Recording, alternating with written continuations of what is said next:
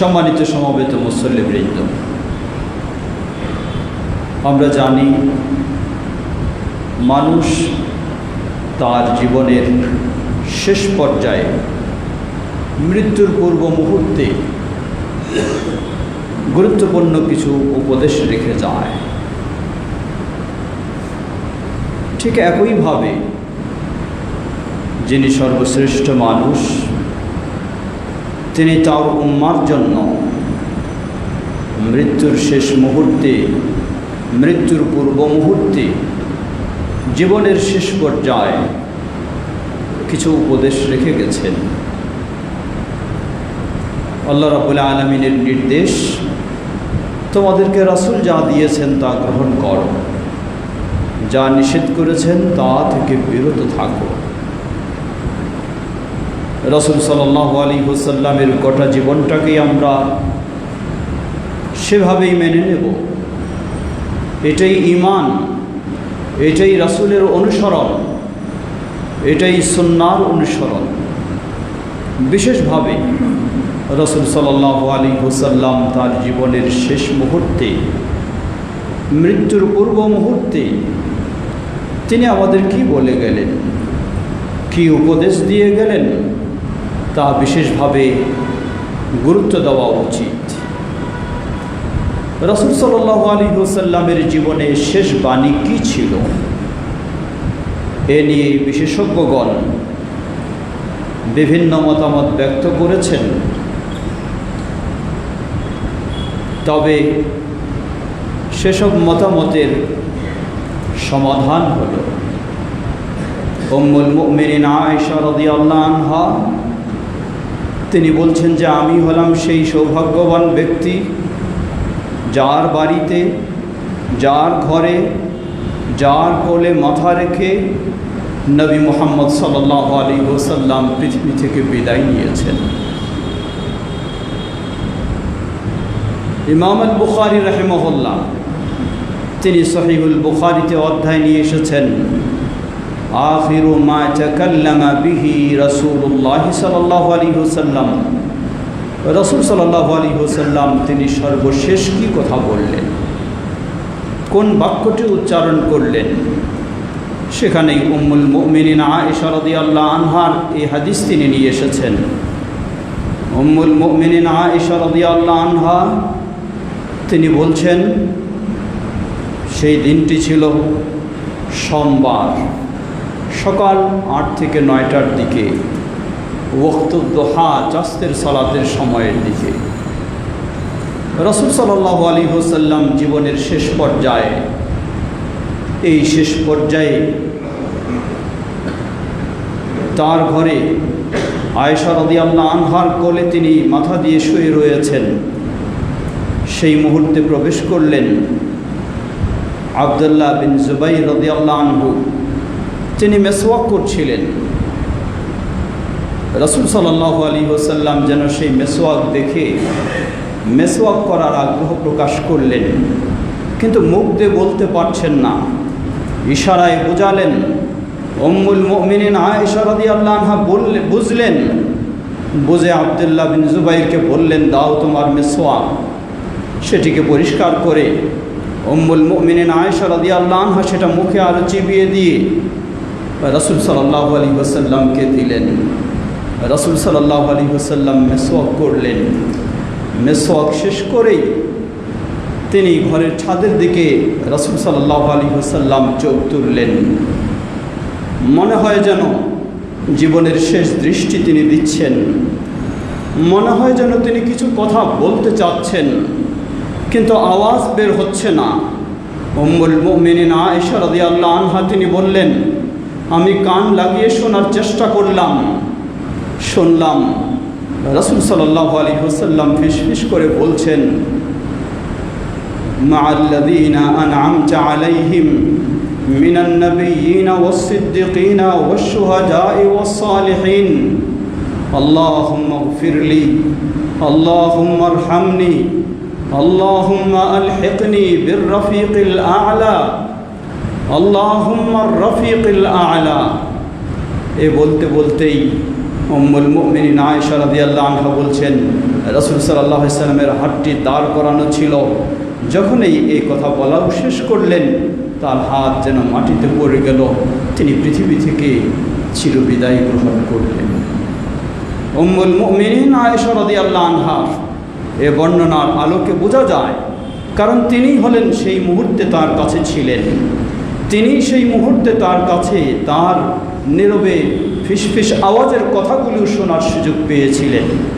সর্বশেষ তিনি মুখ দিয়ে যা উচ্চারণ করেছিলেন, আল্লাহ আল্লাহ আল্লাহুম্মা আলহিকনি বিররফিকিল আ'লা, হে আল্লাহ সুউচ্চ বন্ধুর সাথে আমাকে মিলিয়ে নাও, সুউচ্চ বন্ধুর সাথে আমাকে মিলিয়ে নাও, মহান বন্ধুর সাথে আমাকে মিলিয়ে নাও।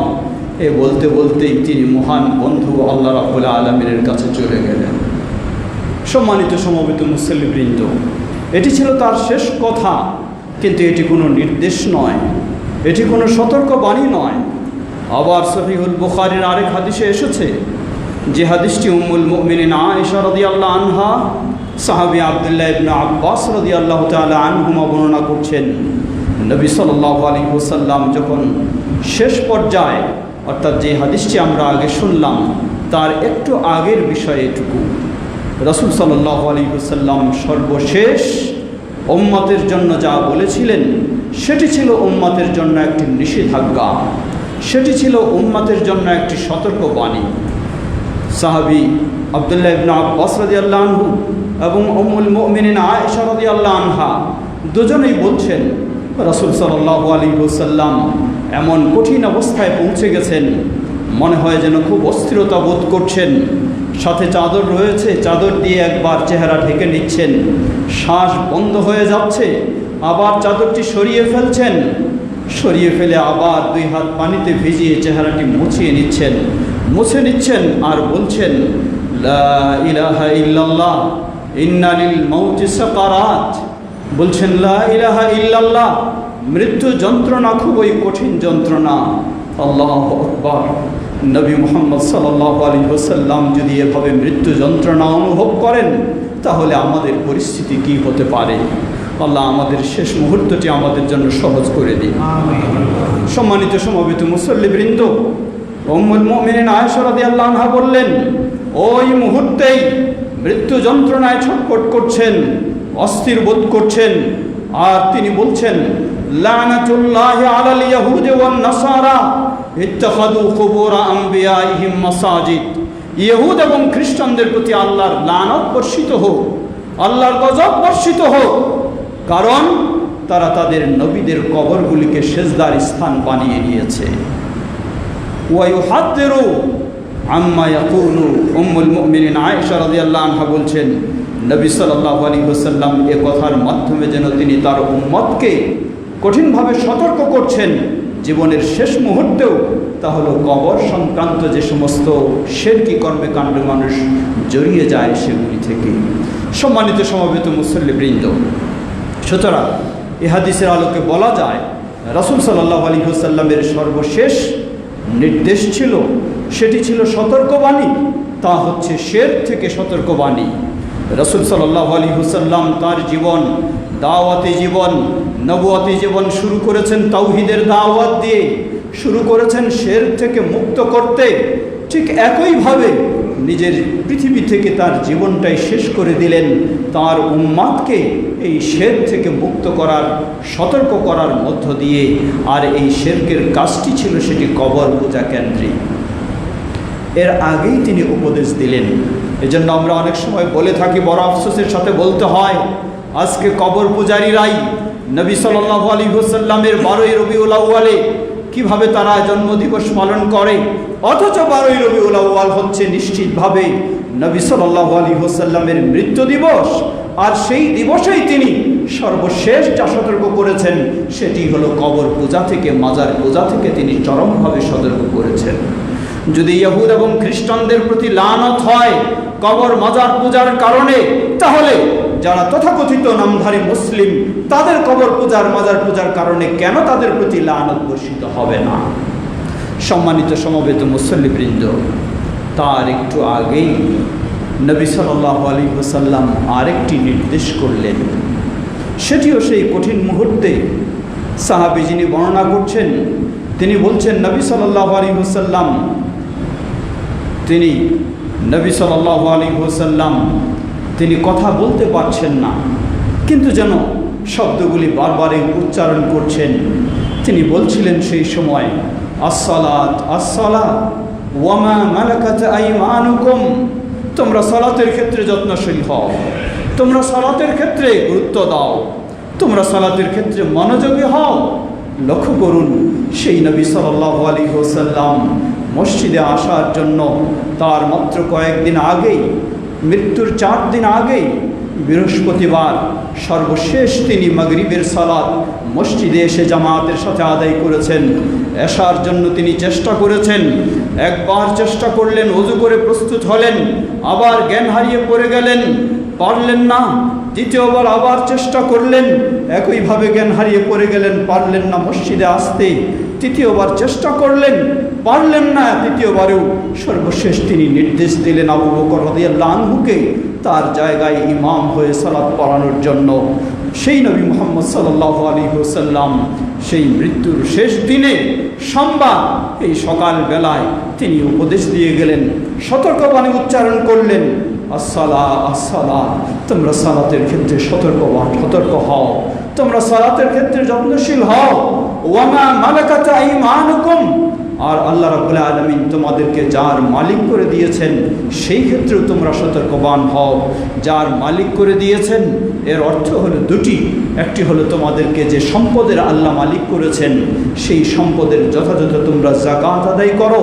দ্বিতীয় হলো তোমাদের অধীনস্থ যদি দাস দাসী কর্মচারী ইত্যাদি থেকে থাকে তাদের প্রতি তোমরা সদয় আচরণ করো। সম্মানিত সমবেত মুসল্লিবৃন্দ, এটি ছিল নবী মুহাম্মদ সাল্লাল্লাহু আলাইহি ওয়াসাল্লামের জীবনের শেষ দিন সোমবার। বিশেষভাবে একটি হলো নির্দেশ, তা হলো সালাত, যাকাত এবং অধীনস্থ কর্মচারীদের সাথে ভালো আচরণের। দ্বিতীয় হলো নিষেধ, তা হলো কবর, মাজার পূজা ও এই জাতীয় সকল শিরক থেকে মুক্ত হওয়ারই নির্দেশ এবং নির্দেশমূলক ওসিয়ত। আমরা যেন নবী মুহাম্মদ সাল্লাল্লাহু আলাইহি ওয়াসাল্লামের সেই বিষয়গুলি ভালোভাবে উপলব্ধি করে জীবনের শেষ কথাগুলি মনে রেখে আমাদের জীবনটাকে সেভাবে অতিবাহিত করতে পারি, সেভাবেই পরিচালনা করতে পারি। আল্লাহ আমাদের সবাইকে সে তৌফিক দান করুন। ওয়া আখিরু দাওয়ানা আলহামদুলিল্লাহি রাব্বিল আলামিন।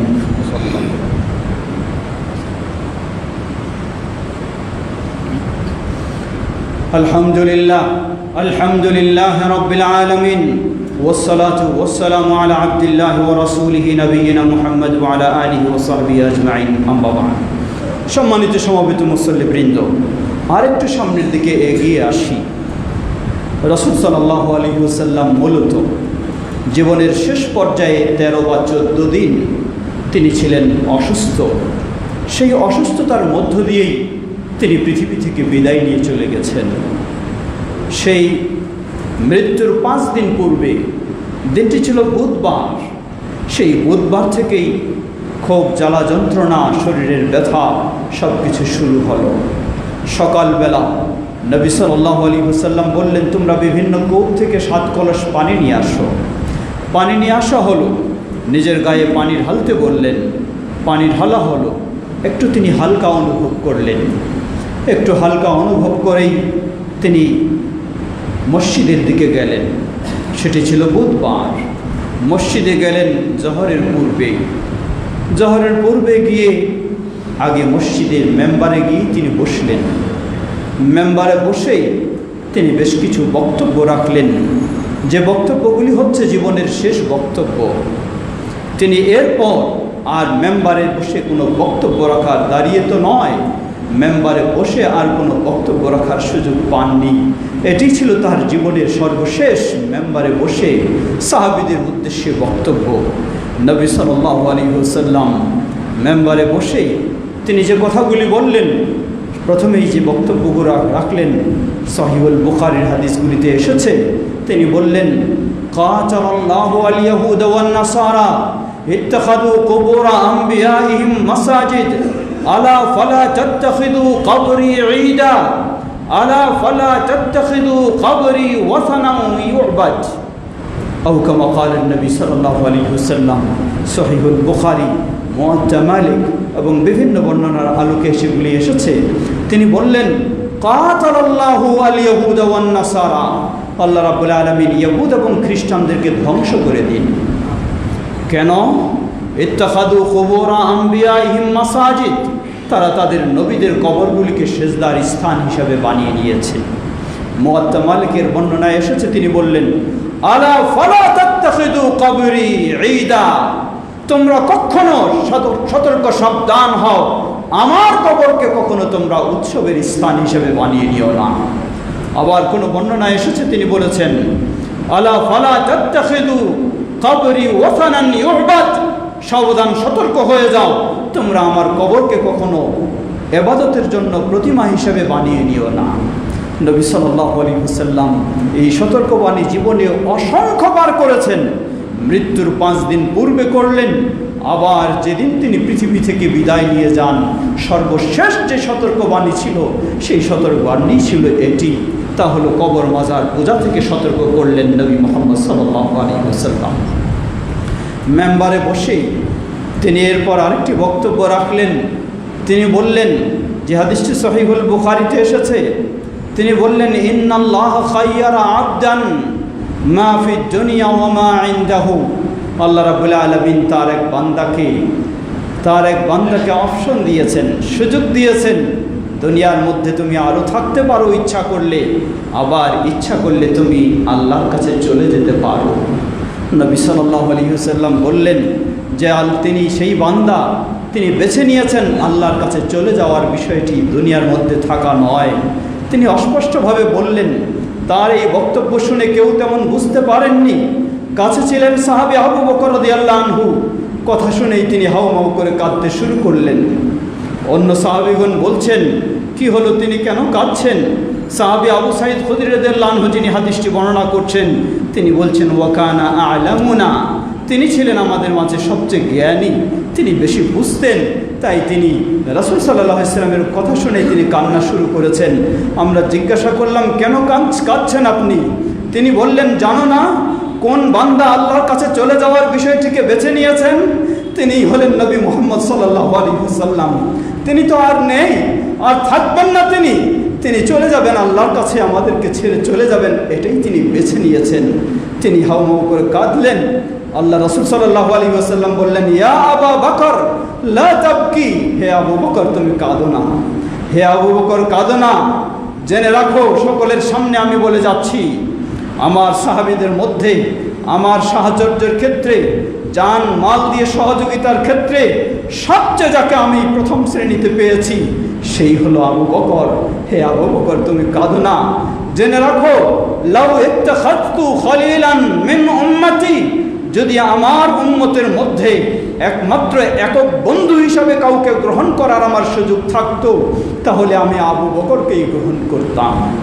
কিন্তু সেই সুযোগ নেই, কারণ একক বন্ধু হিসাবে আমি গ্রহণ করেছি আল্লাহ সুবহানাহু ওয়া তাআলাকে। অতএব আবু বকর হচ্ছে আমার ইসলামের ভাই, আবু বকর হচ্ছে আমার অত্যন্ত প্রিয় ব্যক্তি। নবী সাল্লাল্লাহু আলাইহি ওয়াসাল্লাম সেই সময় আরেকটি নির্দেশ জারি করলেন। ওই সময় বললেন যে মসজিদে নববীর চতুর্দিকে মানুষের বাসা রয়েছে, তারা সেই বাসার সামনে গেট তৈরি করে নিয়ে মসজিদে আসে, সকল গেট বন্ধ করে দেওয়া হোক, ইল্লা বাবু আবি বকরিন, শুধু আবু বকরের গেট খোলা থাকবে, আর অন্য কারো গেট খোলা থাকবে না, সব গেট আজ থেকে বন্ধ করে দেওয়া হোক। হাদিসটি সহিহুল বুখারী। নবী সাল্লাল্লাহু আলাইহি ওয়াসাল্লাম সেই কথা বলার পরে তিনি আবার নিজেকে উপস্থাপন করলেন। তিনি বললেন, জেনে রাখো, আমার তো সময় আর নেই, তোমরা সবাই বুঝছো, আমি আজকে তোমাদের সামনে আমাকে উপস্থাপন করছি। কারো প্রতি যদি আমি কোনো জুলুম করে থাকি, কোনো অবিচার করে থাকি, কোনো অন্যায় করে থাকি, কোনো ত্রুটি করে থাকি, আমি এখনো জীবিত রয়েছি, আমার পিঠ এখনো রয়েছে, তোমরা সেটি প্রতিশোধ এখনই নিয়ে নাও। নবী সাল্লাল্লাহু আলাইহি ওয়াসাল্লাম তিনি চাইলেন দুনিয়া থেকে বিদায় নিয়ে যাবেন, কেউ যেন বলতে না পারে তার কাছে কারো কিছু পাওয়ার রয়েছে। কারো প্রতি তিনি জুলুম করেছেন, কারো প্রতি তিনি অবিচার করেছেন। নবী সাল্লাল্লাহু আলাইহি ওয়াসাল্লাম যেন তিনি তার এর মাধ্যমে তার উম্মাকে শিক্ষা দিয়ে গেলেন বিদায় নিতেই হবে এমনইভাবে, তাহলে নিশ্চিত আপনি জান্নাতে যেতে পারবেন, কোনো রকমের পরকালে আল্লাহর আদালতে আপনি ঠেকে যাবেন না। আমরাও যেন সেভাবে সেই শিক্ষা নিয়ে আমাদের জীবনটাকেও সেভাবে গড়ে তুলতে পারি, আল্লাহ তৌফিক দান করুন। নবী সাল্লাল্লাহু আলাইহি ওয়াসাল্লাম সেই এভাবে তিনি বলার পরেই সালাতের সময় হয়ে গেল, নেমে জহরের সালাত আদায় করলেন। জহর শেষে আবার মেম্বারে উঠলেন। মেম্বারে উঠে আবার তিনি উপদেশ দিলেন আনসারদের প্রতি ভালো আচরণের জন্য। আনসারদের প্রতি তার বিশেষ ভালোবাসা প্রকাশ করলেন, তাদের সাথে ভালো ব্যবহারের জন্য সকলকে উপদেশ দিলেন। এটিও একটি বিশেষ উপদেশ ছিল। এভাবে নবী সাল্লাল্লাহু আলাইহি ওয়াসাল্লামের মৃত্যুর 5 দিন আগে সেই বুধবারের দিনটি শেষ হয়ে যায়। আরও বেশ কিছু রয়েছে, সময় আমাদের সংক্ষিপ্ত। এরপরে আসলো বৃহস্পতিবার। যেই বৃহস্পতিবারের দিনটি ছিল আরও কঠিন দিন। বৃহস্পতিবার দিনের বেলা নবী সাল্লাল্লাহু আলাইহি ওয়াসাল্লাম ঘরের ভিতরে রয়েছেন। খুব কঠিন অবস্থা, শারীরিক অবস্থা খুব ভালো নয়, বসে থাকার মতো গায়ে তেমন শক্তি নেই। তিনি শুয়ে কথা বলছেন। তিনি বলছেন ইতুনি বিকিতাবিন আকতুবু লাকুম কিতাবান ফালা তাদিল্লু বা'দাহু। বললেন তোমরা কাগজ কলম নিয়ে আসো, আমি কিছু তোমাদেরকে লিখে দিয়ে যাই। যদি লিখে দিয়ে যায় আর এই লেখা অনুযায়ী তোমরা যদি চলো, তাহলে আমার পরে কখনো তোমরা পথভ্রষ্ট হবে না, বিপদগামী হবে না। নিয়ে আসো, আমি লিখে দিয়ে যাই। যখন এই নবী সাল্লাল্লাহু আলাইহি ওয়াসাল্লাম এই কথা বললেন, উপস্থিত রয়েছেন সেখানে ওমর রাদিয়াল্লাহু আনহু, উপস্থিত রয়েছেন আব্দুল্লাহ ইবনে আব্বাস রাদিয়াল্লাহু আনহু, উপস্থিত রয়েছেন আরও অনেক সাহাবী। ওমর রাদিয়াল্লাহু আনহু তিনি একটু বাধা দিয়ে বসলেন, সাহাবীদেরকে বললেন না। হাদিস সহিহুল বুখারী। ওমর রাদিয়াল্লাহু আনহু বললেন না, এই মুহূর্তে নবী সাল্লাল্লাহু আলাইহি ওয়াসাল্লাম তিনি রোগের জ্বালায়, ব্যথার জ্বালা যন্ত্রণায় তার অবস্থা অন্যরকম, তাই তিনি ঠান্ডা মাথায় কিছু লিখবেন এমনটা হয়তো সম্ভব হবে না। সুতরাং যা আছে কিতাবুল্লাহ, আল্লাহর কিতাব কোরআন তো আছেই, আর রাসূল সাল্লাল্লাহু আলাইহি ওয়াসাল্লামের কোরআনের আলোকে সেই হাদিস তো আছেই। সুতরাং এই মুহূর্তে এটি হতে পারে, ভিন্ন কিছু বিষয় হতে পারে। তাই ওমর রাদিয়াল্লাহু আনহু নিষেধ করলেন কিছু নিয়ে আসতে। আবার কেউ বললেন না, নবী সাল্লাল্লাহু আলাইহি ওয়াসাল্লাম চেয়েছেন, আমরা কেন নিয়ে আসব না, এই বলে তারা আবার প্রতিবাদ করলেন। এই ধরনের এক প্রকার একটু সাহাবীদের মাঝে তর্ক হয়ে গেল। তর্ক হয়ে গেলে নবী সাল্লাল্লাহু আলাইহি ওয়াসাল্লাম তা দেখে বললেন কুমু আন্নি ফালা ইয়ামবাগি লাদাইয়া ইনদি আত-তানাজু। তোমরা বের হয়ে যাও, এটি উচিত নয়, তোমরা আমার সামনে এই ধরনের তর্কে লিপ্ত হবে, তোমরা চলে যাও এখান থেকে, বের হয়ে যাও বলে নবী সাল্লাল্লাহু আলাইহি ওয়াসাল্লাম তাদেরকে বের করে দিলেন। সম্মানিত সমবেত মুসল্লিবৃন্দ, ভালোভাবে মনে রাখবেন, এই হাদিসটিকে নিয়েই পুঁজি হিসাবে ব্যবহার করে চরমপন্থী ভ্রান্ত শিয়ারা। তারা এই হাদিসকে পুঁজি হিসাবে ব্যবহার করতে চায় কিভাবে? হাদিস স্পষ্ট, নবী সাল্লাল্লাহু আলাইহি ওয়াসাল্লাম কোনো লিখতেই পারলেন না, লেখাই হলো না, তাহলে তো আর দুশ্চিন্তার কোনো বিষয় নেই। কিন্তু তারা এই হাদিসের অংশ গ্রহণ করে তারপর তারা নিজের মন গড়া যোগ করে দিয়ে থাকে যে নবী সাল্লাল্লাহু আলাইহি ওয়াসাল্লাম ওই সময় যা লিখতে চেয়েছিলেন সেটাই হলো। নবী সাল্লাল্লাহু আলাইহি ওয়াসাল্লামের পরে একমাত্র খলিফা হবেন তিনি হলেন আলী রাদিয়াল্লাহু আনহু। কিন্তু সেই ওমর রাদিয়াল্লাহু আনহু তিনি কৌশলে ষড়যন্ত্রভাবে লেখার সুযোগ করে দেননি বা এই ধরনের অবস্থা সৃষ্টি করেছেন, যার ফলে তারা আজকে ওমর রাদিয়াল্লাহু আনহুকে গালিগালাজ করে, আর আবু বকর রাদিয়াল্লাহু আনহুকে গালিগালাজ করে, ওসমান রাদিয়াল্লাহু আনহুকে গালিগালাজ করে। কোনো সন্দেহ নেই, লানাতুল্লাহি আলাইহিম, তাদের প্রতি আল্লাহর লানত। যারা আবু বকর রাদিয়াল্লাহু আনহুকে লানত করতে চায়, যারা ওমর রাদিয়াল্লাহু আনহুকে লানত করতে চায়, যারা ওসমান রাদিয়াল্লাহু আনহুকে লানত করতে চায়, কোনো সন্দেহ নেই তাদের প্রতি হলো সেই চরমপন্থী রাফিজি শিয়াদের প্রতি আল্লাহর লানত। কারণ আবু বকর রাদিয়াল্লাহু আনহু তিনি রাসূল সাল্লাল্লাহু আলাইহি ওয়াসাল্লামের পরেই যে খলিফা হওয়ার যোগ্য। লক্ষ্য করুন, আগের দিনে রাসূল সাল্লাল্লাহু আলাইহি সাল্লাম আবু বকর রাদিয়াল্লাহু আনহুকে সকলের চেয়ে দুটি বিষয়ে প্রাধান্য দিলেন। এক হলো, যদি সুযোগ থাকতো মানুষের মধ্য থেকে একক বন্ধু হিসাবে গ্রহণ করার, তাহলে গ্রহণ করতেন আবু বকর রাদিয়াল্লাহু আনহু। এটি প্রমাণ করে যে রাসূল সাল্লাল্লাহু আলাইহি সাল্লামের পরেই তার শ্রেষ্ঠ প্রিয় ব্যক্তি হলেন আবু বকর রাদিয়াল্লাহু আনহু। দ্বিতীয় হলো, রাসূল সাল্লাল্লাহু আলাইহি ওয়াসাল্লাম সকলের দরজাগুলিকে বন্ধ করে দেওয়ার জন্য নির্দেশ দিলেন, শুধু আবু বকর রাদিয়াল্লাহু আনহুর দরজায় মসজিদের সাথে খুলে রাখার অনুমতি দিলেন। এটিও প্রমাণ করে আবু বকর রাদিয়াল্লাহু আনহুর শ্রেষ্ঠত্ব। তৃতীয়, সেই দিনেই বৃহস্পতিবারেই সেই মাগরিব পর্যন্ত রাসূল সাল্লাল্লাহু আলাইহি ওয়াসাল্লাম সালাত পড়ালেন। এশার সালাতে তার আসার সুযোগ হলো না।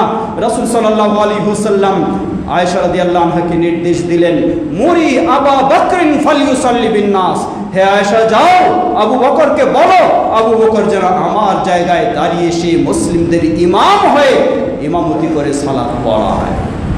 সবগুলি প্রমাণ করে রাসূল সাল্লাল্লাহু আলাইহি ওয়াসাল্লাম সরাসরি কাউকে উল্লেখ না করলেও তারপরেই যিনি তার খেলাফতের যোগ্যতা রাখেন প্রথম পর্যায়ে তিনি হলেন খলিফা আবু বকর সিদ্দিক রাদিয়াল্লাহু তাআলা আনহু।